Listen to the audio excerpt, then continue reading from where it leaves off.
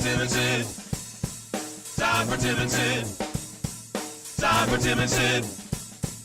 Time for Tim and Sid. Oh, yeah. It's time for real sports talk with Tim McCallum and Sid Sexero.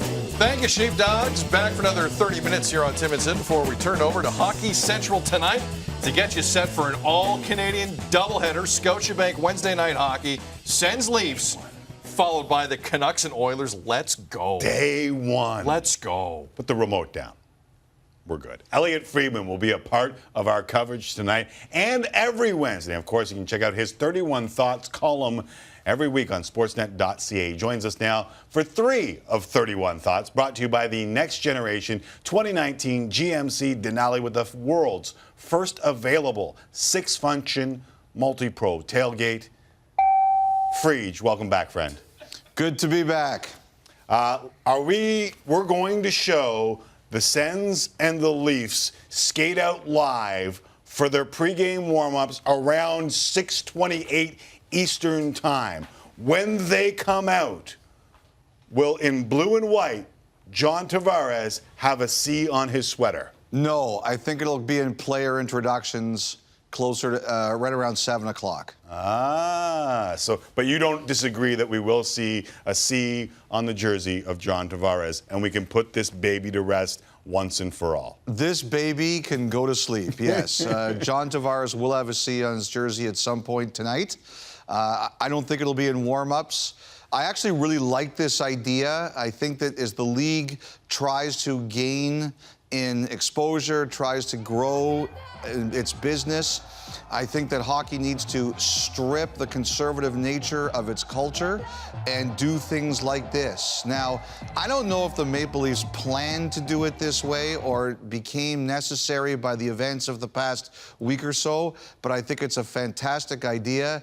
Merrick said last night that he would put everyone in a C for the warm-up. That is ridiculous and stupid, and I'm glad nobody's listening to him, but I think this tonight, the way they're going to do it, I love the idea. The whole story is ridiculous and stupid, so I don't mind if you go down this road. Hold on.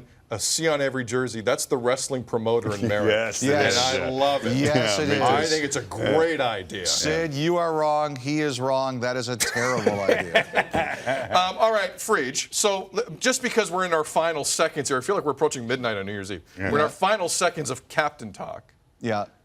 How has Auston Matthews taken that?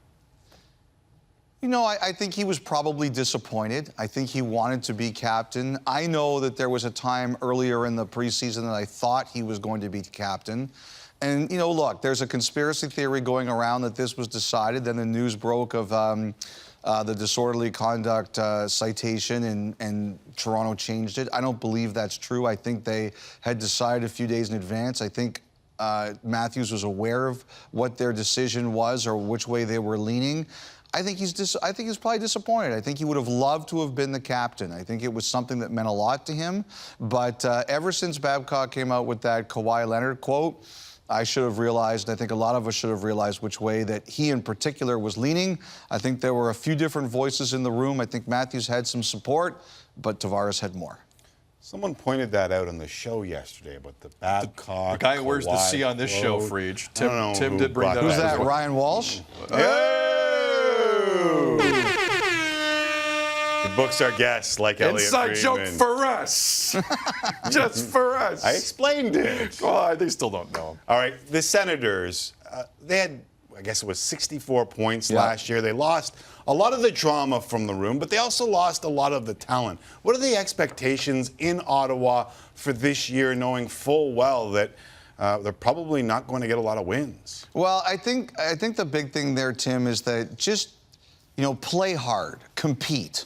I agree with you. I don't think they're going to be a playoff team. I think they're really going to battle for all the points they can get, but that doesn't mean that you can't be competitive, and that doesn't mean you can't set a right tone and a right attitude to move yourself forward. I think they've brought in a lot of guys who are pros. Guys, Connor Brown, the odds were really against him to have any kind of an NHL career. He's got one. Ron Hainsey is still going strong in his 30s, and he competes as hard as anybody else does out there. A lot of people gave up on Tyler Ennis. He is still going. I just think that is, you can have a team that competes. Shabbat's going to be a hell of a player. Kachaka's going to be a hell of a player. Colin White has a chance to be a really good player. And they've got kids. I think that what you want from them is a team that maybe beats some of the expectations and makes you say, boy, they gave us a real battle this evening more often than not. I'll tell you what this, though, tonight, guys, is, and we're going to talk about this in the pregame with Jeff and Brian. Look at all those ex-Leafs on that lineup. Look at the ex-Leaf who's coaching that team. How much money do you think is going to be on the board in the Ottawa dressing room tonight to ruin this opener in Toronto? Oh, there's going to be some juice in the building. Yes. Absolutely. Some juice at the morning skate, Friedge. No Jason Spezza. Yeah, a bit surprised, I have to say. Disrespectful. Should we have seen it coming the way Babcock at times talked about Spezza during the preseason in terms of a role? Message sending. Like, what's your initial takeaway from this? Well, I was surprised. I thought Spezza would play. It's his former team. It's opening night. There's a lot of belief in, I've heard over the years, that a veteran has to play his way out of the lineup as opposed to playing his way into the lineup. So I was really surprised when I heard this. And also on the weekend, when Spezza didn't play the last preseason game against Detroit on Saturday night, Babcock, threw a bit of cold water on it and told us not to run with it too crazy. So at that time, I thought he was going to play tonight. My initial reaction is, we all know the storyline about coach and GM here, and we've all heard the stories about Babcock and his future.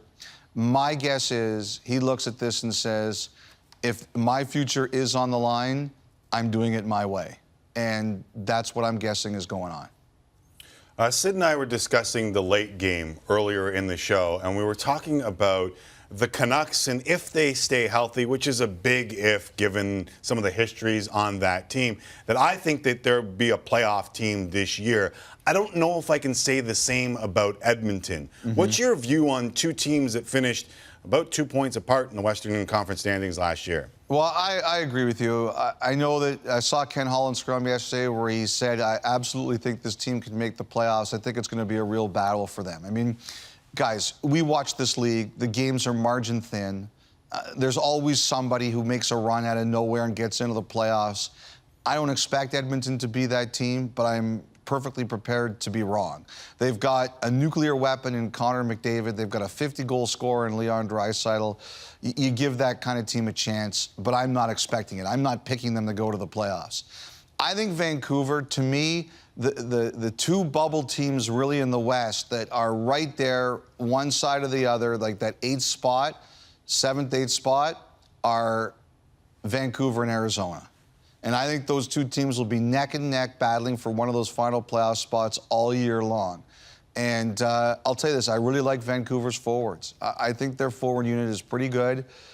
You need goaltending. He was great last year, but I think they'll be scratching and clawing and battling for that final playoff spot. And as I've been saying a lot over the last 24 hours, I think if they get in, Pettersson could win the Hart Trophy. I could see it.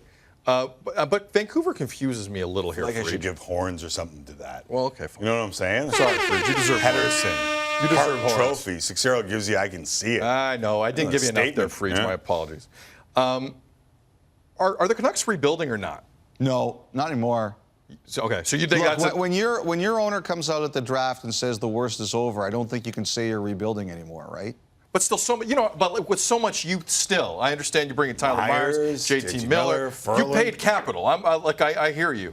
But I still look at that team. The nucleus is still fairly young. It's still, I think it's a dangerous concept if you're a Canuck fan to completely buy into that 100%. There's a lot of fatalism going on. I'm just saying, am I being too negative here? Do you live in British Columbia, Sid? Yeah, that's a good point. Yeah. It's a valid point. I think there's that. You asked me, are they rebuilding? When you come out and you say that you expect to contend for a playoff spot, to me, that sets the baseline. If you don't make the playoffs this year, you're going to be very disappointed in Vancouver. Yes, there are still flaws. Yes, they've still got a way to go. Like, nobody's calling them a Stanley Cup contender. But at the very least, the baseline of going for the playoffs is there. If they finish 25th, it's going to be a disappointment. So they've set a bar. It's a higher bar, and they've got no choice but to go for it, and I think they will. You know, they've also given up that pick for Miller. Right. And you know, anytime you make a deal like that, you're going for it. Ian McIntyre had a really good look at the 50 year and the golden anniversary and how this team has been through so much and the fatalism that goes on in the lower mainland because they've never had that cup and have been so accustomed to things going wrong that there's so much trepidation going into this year because of it. It's a great read. Go out and get it. Freach, before we let you go, 31 Thoughts is also a great read. And we had a conversation about Alex Pietrangelo and whether or not there was some sort of ramifications or lingering effects from his name being on the trade block last year. His name came up in 31 Thoughts. Tell us why. Well, obviously, when they traded for Justin Falk last week, there was a lot of questions about Pietrangelo. He's an unrestricted free agent at the end of the year. I think a little bit of that was a message that if we have to go elsewhere, we've got another piece here that we can do. But I can tell you guys, the overwhelming feeling is, you look at that picture and you look at everything he's gone through with his franchise, the overwhelming feeling is, how can the Blues and Pietrangelo not make a deal? Now, we're at this point, but and they're in town next week. The agent, the GM, Doug Armstrong, the agents are in Newport. They're here in Toronto. They can meet, and they probably will. I think most people expect that it's going to get done, but I think there's just a bit more uncertainty than many of us expected. By the way, they have another UFA veteran, Braden Shen, and there's lots of rumblings today that they're getting closer on something. Friedge, we know it's going to be a long night, a fun night, but a long one. We always appreciate when you come on. And just to commend you on the work you did this summer, a man in your position, there is no real off season. It kind of just gets going, and you're a family man, and you got to be on that phone. So just a great job over the summer, dude. And wait a sec. Go ahead. What did you do to the real Sid Sixero? I'm just trying to be nice. He was being nice. I'm trying to be nice. Okay, let's try this again. I hate you.